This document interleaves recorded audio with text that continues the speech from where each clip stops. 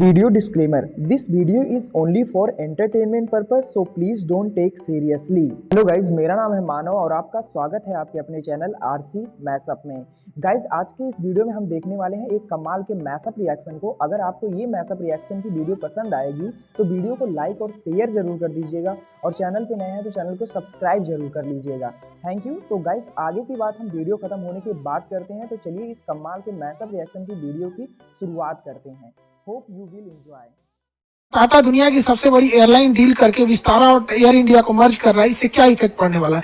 भारतीय air industry जो होती है वो 1932 में इसकी शुरुआत होती है, जो कराची से हवाई जहाज से उड़ान भरती है और मुंबई तक आती है। इस जहाज को उड़ा रहे थे JRD टाटा। इन्हें फादर ऑफ इंडियन एविएशन के नाम से जाना जाता है। यह कराची से मुंबई डाक लेके चिट्ठी लेकर पहुंची थी। उसके बाद अंग्रेजों ने उस समय JRD टाटा के पास एविएशन फ्लाइट उड़ाने का पायलट का सर्टिफिकेट था, इसलिए इनको अनुमति दे दिया गया और इस तरह से न्यू भारतीय एविएशन की। आजादी से पहले हमारे यहाँ वायु परिवहन प्रारंभ हो गए थे और देखते देखते टाटा अपनी बुलंदियां छूते गया और उस समय टाटा एयरलाइंस दुनिया की सबसे बेहतरीन सेवा देने वाली एयरलाइंस में हो गई थी। खुद JRD टाटा सफर किया करते थे और अगर कोई भी कमियां होती थी तो वो खुद उसको दूर करते थे। वो खुद एक पायलट थे और टाटा एयरलाइंस उस समय की सबसे बेहतरीन एयरलाइन हो गई। लेकिन जैसे देश आजाद हुआ उस समय सरकार प्राइवेट चीजों को अपने हाथ में लेना चाहते थे, क्योंकि एयर जैसे ब्रिटिश ईस्ट इंडिया कंपनी एक प्राइवेट कंपनी बन के आई थी। तो नेहरू को जो उस समय थे प्रधानमंत्री, उनको ऐसा लगता था कि नहीं, हमें बहुत सारी चीजों को अंडरटेकिंग रख लेना चाहिए। इसी कड़ी में उन्होंने एयर इंडिया को एक्वायर कर दिया, राष्ट्रीयकरण कर दिया, जिसका नाम हो गया नेशनलाइजेशन। नेशनलाइजेशन 2 चरण में हुआ एयर इंडिया का। सबसे पहले 1947 जैसे देश आजाद हुआ 49%, उसके बाद 1953 में 100% एक्विजिशन हो गया गवर्नमेंट से। देखिए, जब किसी चीज को गवर्नमेंट खरीद लेती है तो उसे राष्ट्रीयकरण कहते हैं, क्योंकि गवर्नमेंट के पास अपना पैसा नहीं होता है, राष्ट्र का पैसा होता है, नेशन वेल्थ होता है उसके पास। जैसे हमारी कोचिंग है, अगर गवर्नमेंट एक्वायर करेगी तो पूरा पहले वैल्यूएशन निकालेगी। हाँ, इसका इस कोचिंग में इतना खर्चा है, इतने स्टाफ है, इतने तरह तरह के सामान, पैनल, कैमरा, ये सब लगे हैं, उसको एक्वायर कर लेगी तो हमारी कोचिंग हो गई राष्ट्रीयकरण। तो गवर्नमेंट जब किसी प्राइवेट चीजों को उसका पैसा दे देती है कि लो भैया, इतना तुम्हारा वैल्यूएशन हुआ और ये कंपनी हमें दे दो, तो वो चीजें हो जाती है राष्ट्रीयकरण। सरकार ने बैंकों का भी राष्ट्रीयकरण किया था, एयर इंडिया का भी राष्ट्रीयकरण हो गया। इसी के साथ टाटा एयरलाइन जो हो गई थी वो एयर इंडिया हो गई और ये पूरी तरह से गवर्नमेंट के हाथ में चली गई। अब जानते हैं, गवर्नमेंट के हाथ में जाने के बाद यहाँ पे अधिकारी लोग का बोलबाला हो जाता है और धीरे धीरे एयर इंडिया के बुरे दिन चालू हो गए। और एयर इंडिया देखते देखते 70 सालों में इतना बुरा हाल हो गया कि प्रतिदिन एयर इंडिया को 20 करोड़ का लॉस लगता था। प्रतिदिन 20 करोड़ का लॉस हो गया। इतना हालत खराब हो गया एयर इंडिया को कि इसको हैंगर में रखने का भी पैसा नहीं निकलता था। गाड़ियां जो एयरलाइन जहां रहती हैं मेंटेनेंस वगैरह के लिए, उसे हैंगर कहते हैं, उसका चार्ज देना पड़ता है। बहुत डिफिकल्टीज में चली गई एयर इंडिया। तो गवर्नमेंट ने देखा कि इतना लॉस उठाने से बेहतर है इसकी बोली लगा के इसे हैंड ओवर कर दिया जाए। तो टाटा के लिए ये एक अपॉर्चुनिटी था अपनी खोई हुई संपत्ति वापस लेने की। 18,000 करोड़ की बोली लगाकर टाटा एयरलाइंस ने टाटा ने इसे एक्वायर कर लिया, इसके पूरे फ्लीट यानी पूरे बेड़ा को एक्वायर कर लिया। 70 साल के वनवास के बाद जो JRD टाटा से एयर इंडिया को लिया गया था, वापस रतन टाटा को एयर इंडिया पूरे जो गलती नेहरू ने की उसको सुधारा मोदी जी ने। वनवास काटना पड़ा एयर इंडिया को वापस आने के लिए और ये गवर्नमेंट का बहुत सही डिसीजन था। एयरलाइंस एक प्रीमियम सेक्टर होती है। गवर्नमेंट को कोशिश करना चाहिए कि जो मिडिल क्लास या लोअर तबका है उसकी जरूरतों की चीजों को अपने हैंडओवर मिले।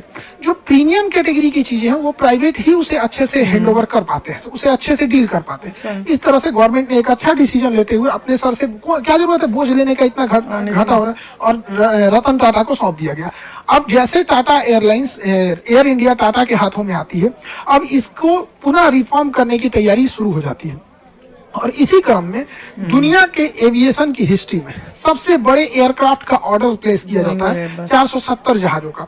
हालांकि इससे पहले अमेरिकन एयरलाइन ने 450 जहाजों का ऑर्डर एक बार में दिया था 2011 में, लेकिन 2023 में 470 विमान का दिया गया। लगभग 80 से 100 बिलियन डॉलर की ये डील है। इस डील में 2 कंपनियों के पास ये डील जारी है।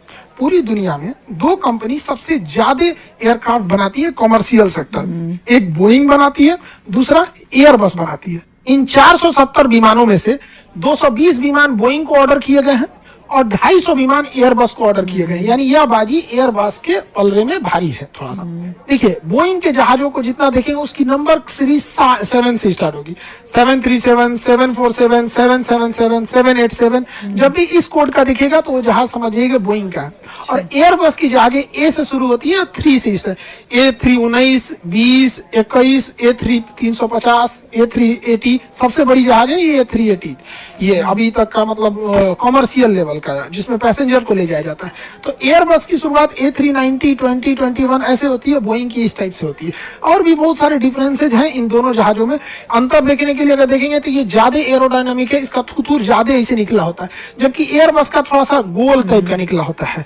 और भी कई अंतर होते हैं। इसके जो इंजन होते हैं वो जमीन से काफी करीब होते हैं बोइंग के, जबकि एयरबस के इंजन जमीन से ज्यादा ऊंचाई पर फिट किए जाते हैं। और भी इसका देखेंगे, इसका जो लास्ट का ये जो विंडो होता है वो इस शेप में होता है, जबकि एयरबस का एक सीन काट के इसमें होता है। ये कॉस्मेटिक चेंजिंग है जिसे आप बाहर से देख के बता सकते हैं जहाज बोइंग का है कि एयरबस का।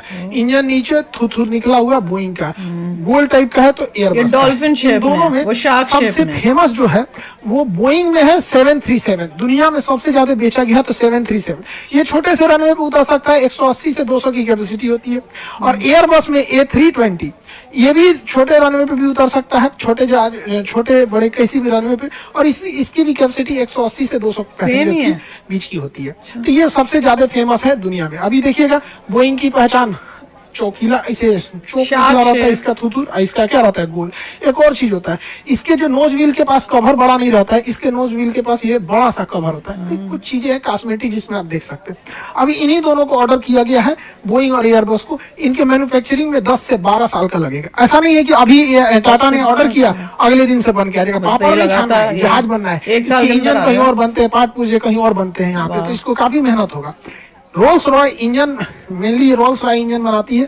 इंजन के मैन्युफैक्चरिंग में रोल्स रॉय का एक दबदबा है। रोल्स रॉय कंपनी ब्रिटेन की है, वहां से इंजन होगा, वहां के लोगों को रोजगार मिलेगा। एयरबस फ्रांस की कंपनी है, वहां पे एयरबस बनेगी, वहां के लोगों को रोजगार मिलेगा। बोइंग यूएस की कंपनी है, वहां पे रोजगार मिलेगा। बोइंग में एक और चीज देखिएगा, बोइंग के कुछ जहाजों में ये हम्प निकला होता है, ये हल्का सा उठा रहता है। एक्चुअली इसकी कहानी ये है कि ये यूएस एयरफोर्स के लिए बनाया जा रहा था, मिलिट्री एयरक्राफ्ट। लेकिन बोइंग से ऑर्डर ये हट के लॉकहीड मार्टिन के पास चला गया। तो बेसिकली इसे इसलिए उठाया गया था ताकि आगे से कार्गो लोड किया जा सके। बाद में इतना हैवी खर्चा हुआ था तो बोइंग ने इसे कॉमर्शियल एयरलाइन बना के मिलिट्री के जगह पे आम पब्लिक के लिए सौंप दिया। तो ये पूरी ओवरऑल की ये डील है। अब एयर इंडिया जो है उसके पास पहले से विस्तारा एयरलाइंस थी, इन दोनों को मर्जर किया जा रहा है। ये मर्जर पूरी दुनिया में बहुत बड़ा प्रभाव छोड़ेगा। विस्तारा एयरलाइन टाटा और सिंगापुर का एक ज्वाइंट वेंचर है। इसकी शुरुआत 2015 में हुई थी। इसमें टाटा का 51% हिस्सेदारी था और सिंगापुर एयरलाइंस की 49% हिस्सेदारी से ये विस्तारा चल रही थी। जो लोग विस्तारा में सफर किए होंगे उन्हें पता होगा ये काफी प्रीमियम सर्विस देती है। इसको ऐसा लगता है कि हाँ फुल सर्विस एयरक्राफ्ट है। फुल सर्विस एयरक्राफ्ट उसे कहा जाता है। हालांकि एयर इंडिया भी फुल सर्विस एयरक्राफ्ट है। मतलब इसमें बिजनेस क्लास भी रहेगा, वीआईपी सीट, इकोनॉमिक भी रहेगा, प्रीमियम इकोनॉमी भी रहेगा, मतलब हर तरह की सीटिंग रहेगी यहाँ पर। तो इसकी फैसिलिटीज काफी बेहतरीन थी। एयर इंडिया की भी बेहतरीन थी, सरकारी हाथ में गया था तो गड़बड़ा गया था। अब इन दोनों का मर्जर कर दिया गया, दोनों को आपस में मर्जर कर दिया गया। मर्जर से ये हुआ कि ये छोटी एयरलाइन थी, इसका मर्जर बड़ी एयरलाइंस में हुआ। टाटा इसमें भी था, टाटा इसमें भी था। अब बात अटक जाती है सिंगापुर एयरलाइन की, क्योंकि सिंगापुर एयरलाइन की हिस्सेदारी इसमें थी। डायरेक्ट आप बिना पूछे मर्जर नहीं कर सकते। तो सिंगापुर एयरलाइन का कहना था कि भैया एक काम करो, हमसे 2000 करोड़ और ले लो। तो सिंगापुर एयरलाइन मर्जर के बाद इसमें 2000 करोड़ रुपए और डालेगा और एक बड़ी एयरलाइन यानी एयर इंडिया में सिंगापुर एयरलाइन की हिस्सेदारी 25% हो जाएगी और टाटा की हिस्सेदारी 75% हो जाएगी। सिंगापुर एयरलाइन भी बहुत बेहतरीन 18 करोड़ में लिया, वो ये तो मर्जर के बाद 2000 करोड़ में एयर इंडिया के पास। इससे कई फायदे होंगे। देखिए, दो अलग अलग एयरलाइन के कर्मचारी कभी एक दूसरे में ओवरलैप नहीं कर सकते। तो होता क्या था कि मान के चलिए ये वाला है विस्तारा का और ये है एयर इंडिया का। अब इसमें जहाज आने वाली है 10 बजे, इसकी जहाज आने वाली है 9 बजे। तो 9 बजे इसका पूरा स्टाफ बिजी हो जाएगा। इसका वाला टुकु टुकु देखेगा या मेरी जहाज तो 10 बजे आने वाली है। तो लगेज काउंटर पे कोई पूरा बिजी है, कोई फुल टू एकदम खाली बैठा है।